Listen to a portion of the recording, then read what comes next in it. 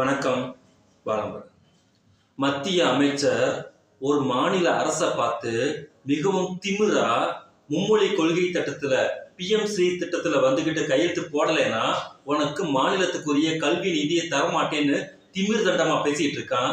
அதற்கு தமிழ்நாடு அரசு தனது கடும் கண்டனத்தை தெரிவித்ததோடு மட்டும் இல்லாம மீண்டும் ஒரு மொழி போராட்டத்தை உருவாக்காத அப்படின்னு சொல்லி மிகவும் காட்டமாக ஒரு அரசு, ஒரு அமைச்சரவையில் ஒரு அரசு இதுக்கு மேல அதிகபட்சமான ஒரு பதிவை வெளியிட முடியாது. அரசியல் சாராத சமூக தொண்டு மட்டுமே நம்மளது தலையாய இயக்கமா இருக்கக்கூடிய திராவிடர் இயக்கங்கள் சொல்லக்கூடிய அளவிற்கான ஒரு வீரியமான ஒரு பதில மக்களால் தேர்ந்தெடுக்கப்பட்டிருக்கக்கூடிய ஒரு அரசு சொல்லுதுன்னா எந்த அளவுக்கு இது முக்கியமான பிரச்சனை அப்படிங்கிறத இவன் எவ்வளவு அயோக்கியத்தனமா நியூட்ரலைஸ் பண்றான் அப்படிங்கிறத இன்னைக்கு இவன் செய்தியாளர் சந்திப்புல பேசக்கூடிய அயோக்கியத்தனமான பேச்சு. அந்த பேச்சு என்னங்கிறத நாம இப்போ டிஸ்கஸ் பண்ணலாம்.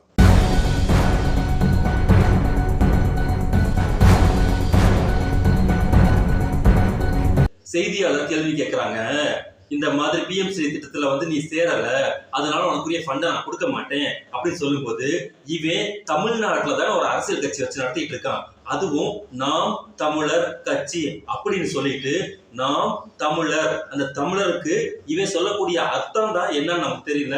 அந்த தமிழர் கட்சியை வச்சு நடத்திட்டு இருக்கக்கூடியவன் இவன் அரசை பார்த்து கேள்வி கேட்கக்கூடிய அந்த இடத்துல இருந்து முதல்ல தன்னுடைய கான்ட்ரிபியூஷன் என்ன அப்படிங்கிற சொல்லணுமா வேண்டாமா?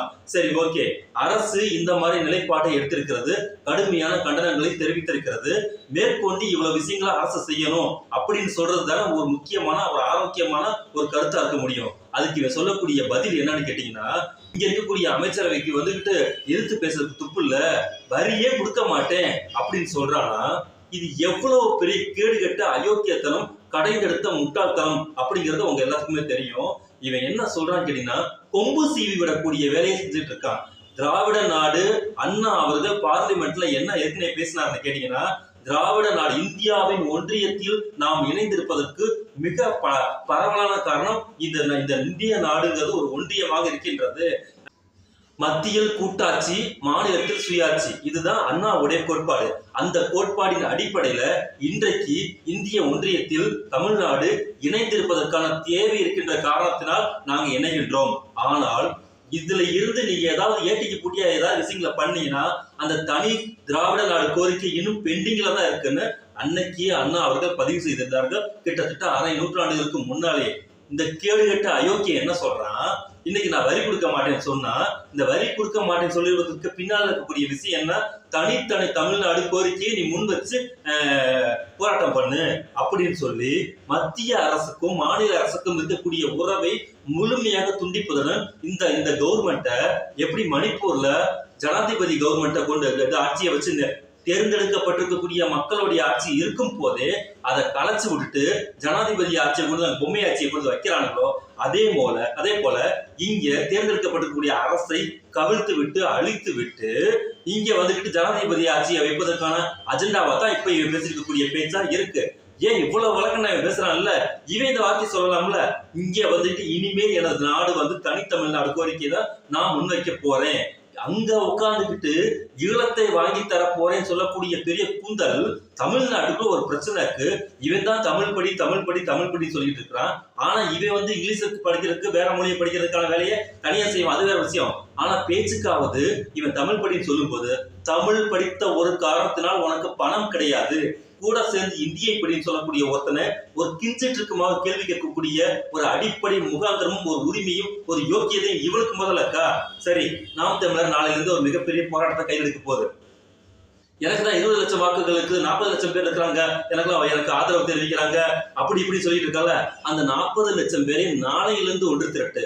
மத்திய அரசுக்கு இந்த விரோத போக்கு, கல்வி விரோத போக்கு, இளைஞர்களின் எதிர்காலத்தை சீரழிக்கக்கூடிய கல்வி விரோத போக்கை, அடாவடி பழிவாங்கக்கூடிய போக்கை எதிர்த்து இந்த நாளையிலிருந்து நாங்க தொடர் போராட்டத்தை நாங்கள் அறிவிக்க போறோம். அதாவது என்ன மாதிரி போராட்டம் கேட்டீங்கன்னா, தனி தமிழ்நாடு, இந்த வயதான சொல்லிச்சு வரி கொடாத இயக்கம், தமிழ்நாட்டுல இருந்து ஒரு 4 பைசாவுக்கு நான் வரி கொடுக்க மாட்டேன் அப்படின்னு சொன்னா இவனுக்கு குறைந்தபட்சம் சோறு தான் தின்றானா இல்ல வேற ஏதாவது தின்றானா அப்படிங்கிறதா முக்கியமான விஷயம்.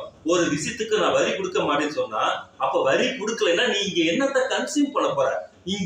இங்க இருக்கக்கூடிய ஒரு தட்டுமுட்டு சாமான்ல இருந்து ஒட்டு மொத்தமா உலகத்தோட பன்முகத்தன்மைக்குள்ள நம்ம இணைஞ்சிட்டோம். டாக்டர் மன்மோகன் சிங் மிக அற்புதமாக இனிமேல் வரக்கூடிய இந்தியா வளர்ச்சி அடைய வேண்டும் என்றால் உலக பன்முகத்தன்மை தான் நமக்கு, உலக பொருளாதாரம் தான் நமக்கு இன்றியமையாது. அந்த கார்பரேட்டுங்கிறது வந்துட்டு நம்மளோட லைஃப்ல வந்து முழுமையாக கலந்து விட்டது அப்படிங்கிறத அன்றே உணர்ந்த காரணத்தினால்தான் அவர் தெளிவா வந்துகிட்டு அந்த உலக பொருளாதார விஷயத்தை வந்து முதல்ல கையெழுத்து போட்டு உள்ள இந்தியாவுக்குள்ள கொண்டுட்டு வந்தார். அப்போ இங்கே இருந்து ஒரு பொருள் வெளியே போவதும் வெளியில் இருந்து ஒரு பொருள் உள்ளே வருவதும் தான் இங்க இருக்கக்கூடிய இந்தியா. அந்த இந்தியாவுக்குள்ள இருக்கக்கூடிய ஒரு மாநிலம் தான் தமிழ்நாடு. இது பச்சை பிள்ளைக்கு தெரியக்கூடிய ஒரு விஷயம். நல்லா மாடு மாதிரி, எரும மாடு மாதிரி நல்லா 3 வேளைக்கு 10 வேளை தின்னக்கூடிய இந்த மரம் மண்டையில ஒண்ணுமே இல்லைங்கிறதுக்கான பதிவு தான் இவங்க சொல்லியிருக்கக்கூடிய வரி கொடுக்க மாட்டேன்னு சொல்றது. இத சொல்றதுக்கு 10 பேரு அந்த மாங்காய் மடையன்ட்ட எதுக்க போய் நின்றுட்டு மயக்க புடிச்சு கேட்டு சிரிச்சுட்டு இருக்காங்க பாரு. அதுல ஒரு ஆள் கூட கேட்க மாட்டாங்களா, ஐயா நீ பேசுறது கேணத்தனமோ கோயாந்தனமோ இல்லையா, எப்படியா வரி கொடுக்காம எப்படியா வந்து தமிழ்நாடா இயங்கும்? எதிர்ப்பதே தெரிவிக்க முடியும், எதிர்ப்பின் மூலமாகத்தான் அவங்களாவது பணிய வைக்க முடியும். அப்படி மிகப்பெரிய வரலாறு இங்க ஏற்கனவே மொழி போராட்டம் தந்தை பெரியாரின் தலைமையில் நடந்தது. அதன் அடிப்படையில தான் இந்தியாவுடைய முதல் அரசியல் அமைப்பு சட்டம் திருத்தப்பட்டது. இவ்வளவு வரலாறு நமக்கு இருக்குல்ல. ஒருத்தன் கேள்வி கேட்டிருக்கானா? 2 நாள் நல்லா பல்ல போட்டு இழிச்சுக்கிட்டு இருக்கானுங்க.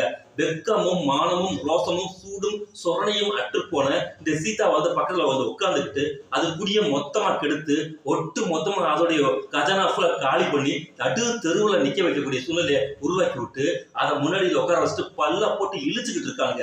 ஒருவன் தோல்வி தோல்வி தோல்வி தோல்வி அடையறதுக்குன்னே ஒருத்தன் கட்சி வச்சு நடத்திட்டு இருக்கான். டெபாசிட் வாங்குறதுக்கு யோக்கியதை இல்லைன்னு இந்தியாவை முழுக்க இருக்கிற உலகம் முழுக்க காரி துப்புறாங்க. இவனுக்கெல்லாம் கொஞ்சம் கூட மானரோசம் இருந்துச்சுன்னா இவன் அடுத்த முறை எப்படியாவது நீங்கள் உங்களுடைய வாய்க்கு என்ன சொல்றது பதில் சொல்வது போல் டெபாசிட்டை வாங்கி கொண்டு காட்டுகிறேன் அப்படி சொல்லியிருந்தானா எனக்கு கொஞ்சம் யோக்கியதை இருக்கு. இவனுக்கு அதை பற்றியெல்லாம் கவலை இல்லை, தெளிவான பதில் வச்சிருக்கிறான். வென்றால் பயிற்சி, தோற்றால் பயிற்சி என்னமோ ஒன்று சொல்லிட்டு இருந்தான். எவ்வளவுக்கு எவ்வளவு பதில் வச்சுக்கிட்டு அலையிறான். இவன் ஒரு ஆளு, இந்த ஆளுக்கு பின்னாடியே 10 ரிப்போர்ட்டர் இருக்கிறாங்கன்னா இதெல்லாம் என்ன மாதிரி சூழ்நிலையில கொண்டுட்டு போய் நம்மளை விட போகுது அப்படிங்கிறது முக்கியமான விஷயம். மொழி போராட்டத்தில் இன்னைக்கு மிகப்பெரிய என்ன சொல்றது உஷ்ணமான சூழ்நிலை நிலவி கொண்டிருக்கிறது. அந்த விஷயத்தை இன்னைக்கு திமுக அரசியல் ரீதியாக கையில் எடுக்கிறது. பெரிய பெரிய விஷயங்களை பத்தி பேசாம இவங்கிட்ட சில்லுண்டித்தனமான நீ ரேப் கேஸ் விஷயத்துல வந்துகிட்டு நீ இப்படி பண்ணல, அவங்க உன்னைய வந்து இந்த மாதிரி பேசுறாங்க, அதுக்கு முதல்ல தீர்வு என்ன சொல்ற அப்படிங்கிற கேள்வியை மட்டும் இந்த ஸ்வீட் பாக்ஸ் செய்தியாளர் அவங்கள்ட்ட கேட்டா அது ஓரளவுக்கு நல்லா போகும்.